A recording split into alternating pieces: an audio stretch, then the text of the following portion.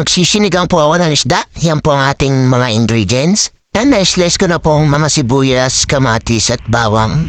Lagyan na po natin tubig at pakuluan. Habang hinihintay po natin kumulo yung ating pinapakulo, mag-slice muna po tayo ng mga ating gulay. Yan. Diyan pagka-slice po is ating i-prepare ang ating mga gulay. At siya kumukulo na po. Lagyan na po natin ang sinigang sa sampalok. Yan. At lagyan na din po natin ang asin.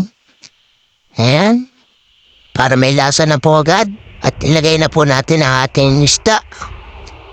Ayan. Ilagay na din po natin ang sitaw. Ayan. Tsaka po ang labanos. At tagal po kasing malabog yan. Ayan. Medyo luto na po ang ating sitaw at labanos. Ilagay na din po natin ang talong. Ayan. Tayin-tayin po natin makuluan yan at ilalagay na rin po natin ang siling green. Yan. Lagay na din po natin ang siling green. Pag pumulo na po, ilagay na po natin ang pechay. Tapos lagyan po natin ang kalamansi. Yan po nagpapasarap talaga sa sinigang na isda.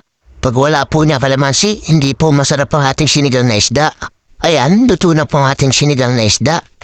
Ito na po ang ating sinigang na isda. Kain na po tayo.